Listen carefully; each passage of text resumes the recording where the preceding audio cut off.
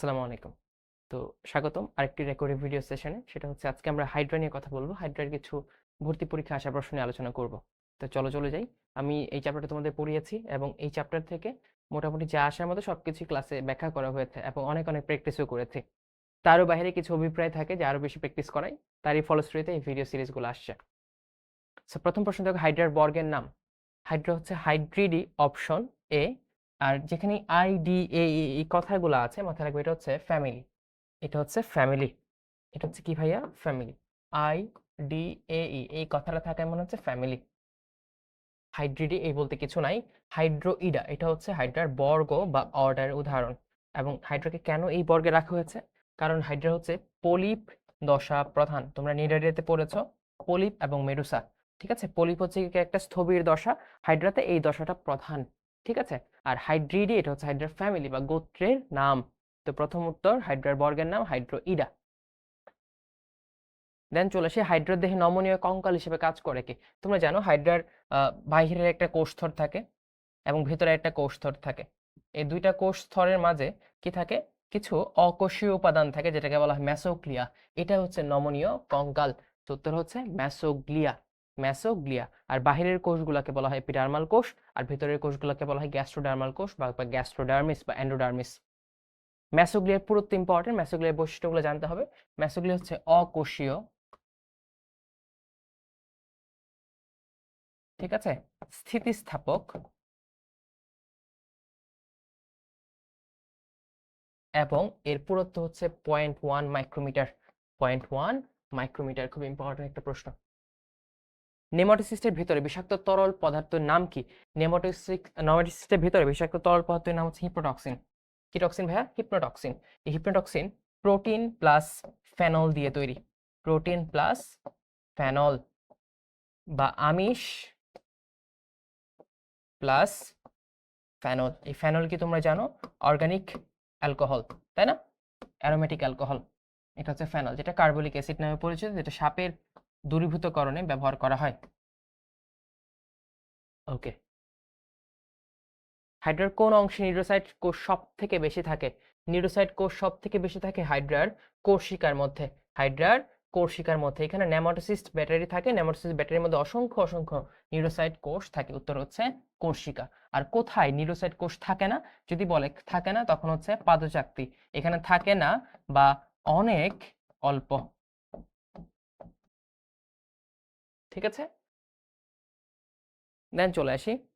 হাইড্রার বহির্ত্বকে সমগ্র অংশ জুড়ে অবস্থান করে কোনটা? দেখো, আমাদের বডির সমগ্র অংশ জুড়ে অবস্থান করছে আমাদের দেহের আবরণ বা ত্বক।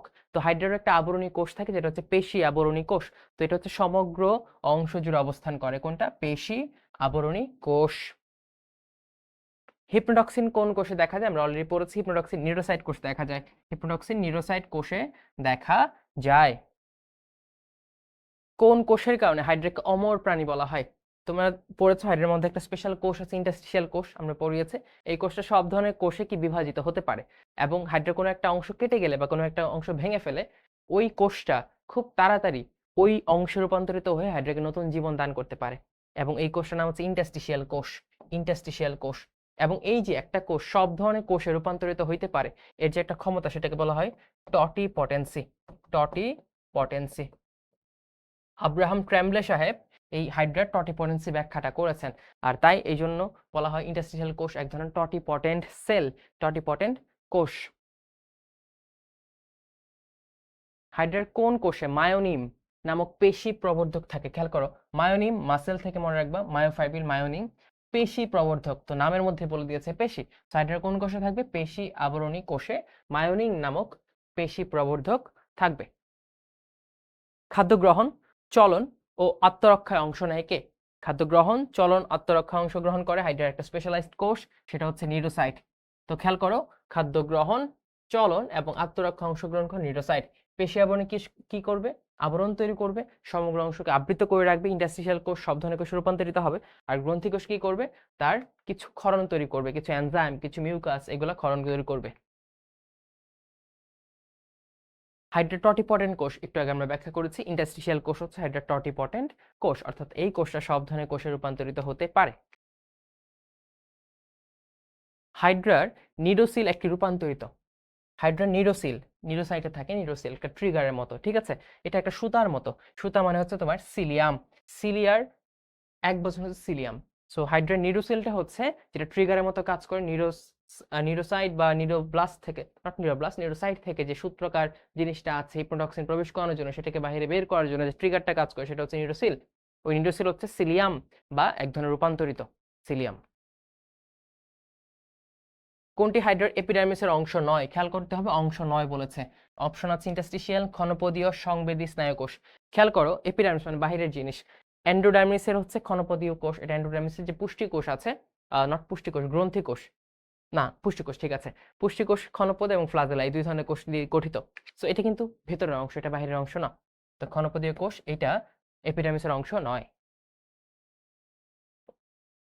হাইড্রার পুনরুৎপত্তি ও মুকুল সৃষ্টিতে অংশ নাই। খেয়াল করো, হাইড্রা যে কোনো কিছু তৈরি করতে অংশ নেবে কে? তার টোটিপোটেন্ট সেল, সেটা কোনটা? ইন্টারস্টিশিয়াল কোষ, ইন্টারস্টিশিয়াল কোষ।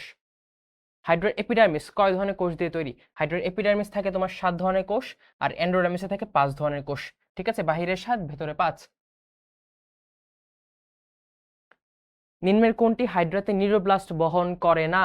খেয়াল করো, না আমি আগে বলেছি পাদজাক্তিতে খুব একটা থাকে না, কিন্তু এপিডার্মিস বাহিরের ত্বকে থাকে, কোর্সিকা থাকে এবং হাইপোস্টোমেও থাকে।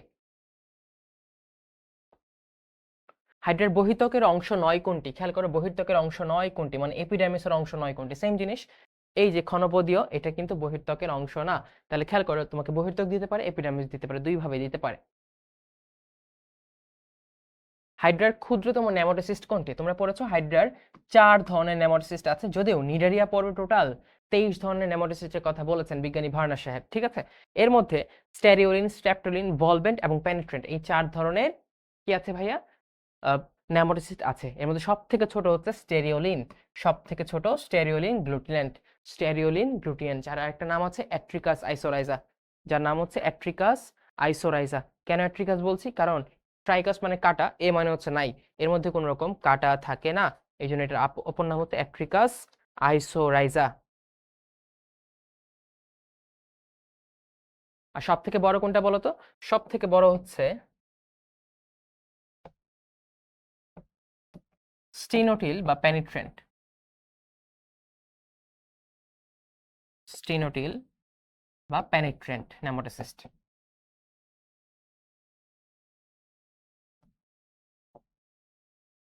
রাসায়নিকভাবে হিপনোটক্সিন কি দিয়ে তৈরি? আমরা অলরেডি বলে ফেলেছি, প্রোটিন এবং ফেনল দিয়ে তৈরি। বা এখানে আমিষ ও ফেনল থাকতে পারে, আমিষ আর প্রোটিন কনফিউজড হয়ে যাব না, হ্যাঁ। আমিষ এবং প্রোটিন সেম জিনিস, অনেকে হয় তাই বলছি। নিডোসাইট এর কাজ নয় কোনটি? খেয়াল করো, নিডোসাইটের কাজ আমরা বলেছিলাম খাদ্য গ্রহণ, খাদ্য ধরা, আত্মরক্ষা এবং চলন। প্রজনন কিন্তু নিডোসাইটের কাজ না, প্রজননের জন্য তার জার্ম সেল বা জনন কোষ আছে। নেমাটোসিস্ট আবরণ কোন উপাদান দিয়ে তৈরি? নেমাটোসিস্টের আবরণটা থাকে একটু মোটা, যেহেতু তার আর্মর, তাই না, সব গোলা বারুদ এখানে আছে, তো এটা একটা শক্ত আবরণ থাকতে হবে। এই শক্ত আবরণটা দেয় কাইটিন। কে দেয় ভাইয়া? কাইটিন দিয়ে তৈরি। শক্ত আবরণটা কি দিয়ে তৈরি? কাইটিন দিয়ে তৈরি। হিপনোটক্সিন পাওয়া যায় কোথায়? দেখো সেম জিনিস, পেনিট্রেন্ট, ভলভেন্ট, স্ট্যাপ্টোলিন, স্টেরিওলিন। যেটা সব থেকে বড়, যেটা মেইন কিলিং কাজটা করে, সেটাতে পাওয়া যায় হিপনোটক্সিন, সেটা কোনটা? পেনিট্রেন্ট বা স্টিনোটেল, এটাতে হিপনোটক্সিন পাওয়া যায়। ভলভেন্টের কাজ কি? ভলভেন্টের কাজ হচ্ছে রশি দিয়ে পেঁচে সেটাকে কাছে ধরে রাখা, টেনে রাখা। এটা হিপনোটক্সিন ক্ষরণ করে না বা হিপনোটক্সিন ভেতরে প্রবেশ করায় না। আর পেনিট্রেন্ট বা স্টিউটিল কি করে? হিপনোটক্সিনটাকে বার্ব দিয়ে একটা ছিদ্র করে পেনিট্রেট করে তার যে শিকার আছে বা তার যে আক্রমণকারী আছে তার ভেতরে প্রবেশ করাতে হিপনোটক্সিন কি করে? হিপনোটাইজ করে দেয়, অর্থাৎ অবশ করে দেয়। এগুলো ক্লাসে আমরা ব্যাখ্যা করেছি। হাইড্রার আদর্শ নেমাটোসিস্ট কি দ্বারা পূর্ণ থাকে? কি দ্বারা পূর্ণ থাকে? ওই যে হিপনোটক্সিন দ্বারা পূর্ণ থাকে, তাই না? আদর্শ নেমাটোসিস্ট, যেটা কিলিং পাওয়ার এর সাথে সম্পৃক্ত। হাইড্রাতে কয় ধরনের নেমাটোসিস থাকে? আমরা অলরেডি বলে ফেলেছি, হাইড্রাতে 4 ধরনের নেমাটোসিস থাকে। যদি বলা হয় নিডারিয়া পড়বে, যদি নিডারিয়া বলে তখন বলবো 23টা, 23 ধরনের নেমাটোসিস। হাইড্রা স্পেসিফিক করে দিলে 4 ধরনের নেমাটোসিস পাওয়া যায়। কি কি?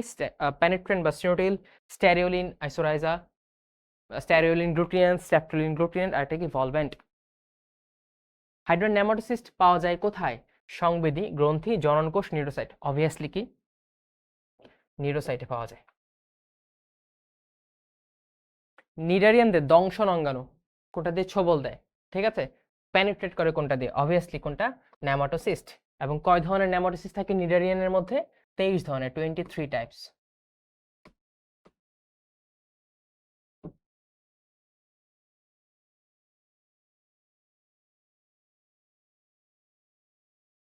হাইড্রা শিকারের দেহে কোনটি প্রবেশ করে দেয়? ওই যে হিপনোটক্সিন প্রবেশ করে হিপনোটাইজ করে দেয়। তো দেখো আমরা পড়েছি, একটা প্রশ্ন ভালো করে পড়লে মোটামুটি সবকিছু পাওয়া যায়। পরিস্ফুটনরত নিউরোসাইটকে কি বলা হয়? দেখো পরিস্ফুটনরত নিউরোসাইট অর্থাৎ নিউরোসাইটটা বড় হচ্ছে, মানে কি যেটা বড় হয় সেটা, অর্থাৎ এখন বাচ্চা অবস্থায় আছে, বাচ্চা থেকে বড় হচ্ছে। সো সকল বাচ্চা কোষ মানে হচ্ছে ব্লাস্ট। সো নিউরোসাইটের আগের অবস্থা অর্থাৎ নিউরোসাইট যেখান থেকে রূপান্তরিত সেটা হচ্ছে নিউরোব্লাস্ট, সেটা হচ্ছে নিউরোব্লাস্ট। যেমন এরিথ্রোসাইট তোমরা পড়েছো, এরিথ্রোসাইটের যে বাচ্চা রূপ বা পরিস্ফুটনরত রূপ সেটা হচ্ছে কি এরিথ্রোব্লাস্ট। হাইড্রার এন্ডোডার্মিসের যে কোনো কোষ তৈরি করতে পারে কোনটি? হাইড্রার যে কোনো কোষ হোক, এপিডার্মিস এন্ডোডার্মিস সব ধরনের কোষ তৈরি করার ক্ষমতা কার আছে? ইন্টারস্টিশিয়াল কোষের আছে। কার আছে? ইন্টারস্টিশিয়াল কোষের আছে। হাইড্রার পুষ্টিকোষের বৈশিষ্ট্য নয়, খেয়াল করো। পুষ্টিকোষ হচ্ছে হাইড্রার দেহের ভেতরের অংশ, এন্ডোডার্মিস বা গ্যাস্ট্রোডার্মিসের একটা কোষ, যেখানে দুই ধরনের কোষ থাকে। একটা হচ্ছে তোমার ক্ষণপদীয় কোষ, একটা হচ্ছে ফ্লাজেলা ভিত্তিক কোষ। ঠিক আছে, ওইটা স্তম্ভাকার হয় দেখতে, পিলারের মতো। এটা নিউক্লিয়াস থাকে, কোষের নিউক্লিয়াস থাকবে এবং গহ্বর থাকে। ঠিক আছে, কিন্তু মিউকাস ক্ষরণ করে না। কারণ মিউকাস ক্ষরণকারী কোষ কারা জানো? মিউকাস ক্ষরণকারী কোষ হচ্ছে গ্রন্থি কোষ। কারা? গ্রন্থি কোষ। তাই এটা হচ্ছে বৈশিষ্ট্য নয়। হাইড্রা কোন জাতীয় খাদ্য পরিপাকে অক্ষম? মাথায় রাখতে হবে হাইড্রা হচ্ছে কার্নিভোরাস। কার্নিভোরাস অর্থাৎ মাংসাশী প্রাণী। খেয়াল করো, মাংসাশী প্রাণী। আচ্ছা, তো এটা শাকসবজি খুব একটা পছন্দ করে না। এখানে মাথায় রাখবা শর্করা। শর্করা হচ্ছে তারা খুব একটা পরিপাক করতে পারে না। হাইড্রার খাদ্য নয় কোনটি? দেখো আগের প্রশ্নে বলেছি হাইড্রা হচ্ছে কার্নিভোরাস, মানে এটা মাংস জাতীয় খাবার খাবে। তো সাইক্লোপস, আর্থ্রোপোডা খাবে, ড্যাফনিয়া খাবে, খণ্ডকায়িত প্রাণী খাবে, কিন্তু ছোট ঘাস। সে শাকসবজি খায় না, সে হার্বিভোরাস না, সে হচ্ছে কার্নিভোরাস। সে কখনোই ছোট ঘাস খাবে না, এটা তার খাদ্য নয়। হাইড্রার চলনে গ্লাইডিং এর অপর নাম? গ্লাইডিং কেমনে? ওই যে মুন ওয়াকের মতো করে যে চলে, এমিবার মতো করে, এদিকে ক্ষণপথ বিস্তৃত করে এমনি যাবে, এদিকে ক্ষণপথ বিস্তৃত করে এভাবে যাবে, এভাবে যাবে, গ্লাইডিং চলন। এমিবার মতো অ্যামিবয়েড চলন। কি চলন? অ্যামিবয়েড চলনকে বলা হয় গ্লাইডিং চলন। এটা যখন হাইড্রা খুব কাছাকাছি দূরত্ব অতিক্রম করতে হয় খুব ধীরে, তখন সেটা ব্যবহার করে। কোন পদ্ধতিতে হাইড্রা লম্বা দূরত্ব অতিক্রম করে? লম্বা, খেয়াল করো, লম্বা দূরত্ব অতিক্রম করে হচ্ছে হাইড্রা হামাগুড়ি, ক্রলিং বা লুপিং এর মাধ্যমে। লুপিং এর মাধ্যমে, ঠিক আছে। আর যদি বলো অল্প দূরত্ব, তখন হচ্ছে গ্লাইডিং। যদি বলো অল্প এবং দ্রুত, তখন হচ্ছে কি ডিগবাজি বা সোমারসল্টিং। দ্রুত চলাচলের জন্য হাইড্রা কোন চলন পদ্ধতি ব্যবহার করে? আমরা বলেছি ডিগবাজি দিয়ে, হ্যাঁ, সোমারসল্টিং বা ডিগবাজি। একবার ডিগবাজি দিয়ে হাইড্রা তার দেহের প্রায় দ্বিগুণ দূরত্ব অতিক্রম করে একবারে, বুঝছো? আর একবার লুপিং করে হাইড্রার দেহের দৈর্ঘ্যের সমপরিমাণ দূরত্ব অতিক্রম করে সে। কোনটি হাইড্রার চলন নয়? Looping, gliding, dropping, crawling. Crawling মানে হামাগুড়ি, গ্লাইডিং মানে এমিবয়েড চলন, লুপিংও পড়েছি আমরা, ক্রলিং এর একটা নাম। ঠিক আছে, অর্থাৎ ড্রপিং বলতে তার কোনো চলন নেই। তো চলন নয় কোনটা? ড্রপিং। হাইড্রার দ্রুত চলন প্রক্রিয়ার নাম কি? একটু আগে আমরা বলেছি দ্রুত চলন প্রক্রিয়ার নাম হচ্ছে সমারসল্টিং বা ডিগবাজি। সমারসল্টিং বা ডিগবাজি।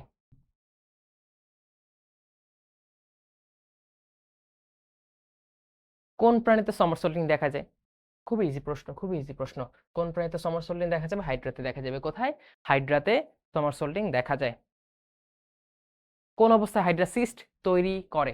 সিস্ট মানে কি? একটা থলে বা বস্তা তৈরি করে, যে বস্তার ভিতরে সে আশ্রয় নেয়। কখন আশ্রয় দরকার তার? প্রতিকূল পরিবেশে। কখন? প্রতিকূল পরিবেশে সিস্ট তৈরি করে। প্রাণী যৌন এবং অযৌন দুইভাবে প্রজনন সম্পন্ন করে, এটাকে হাইড্রা। হাইড্রা যৌন এবং অযৌন দুইভাবেই প্রজনন সম্পন্ন করে। অযৌন কোনটা? যে মুকুলোদ্গম। আর যৌন হচ্ছে স্পার্মাটোজেনেসিস, গ্যামেটোজেনেসিস প্রক্রিয়ায়, ওজেনেসিস প্রক্রিয়া স্পার্ম ওভাম তৈরি করে, ওইখান থেকে নিষেক হয়, নিষেক হয়ে ছোট হাইড্রা হয়, মরুলা, ব্লাস্টুলা, হাইড্রোলা, দেন হচ্ছে বড় হাইড্রা।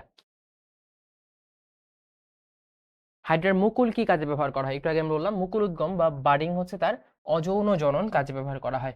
অযৌন জনন কাজে ব্যবহার করা হয়। কোন ঋতুতে হাইড্রার যৌন প্রজনন ঘটে? খেয়াল করতে হবে হাইড্রা কখন যৌন প্রজনন ঘটায়? যখন হচ্ছে তার খাবার কম থাকে।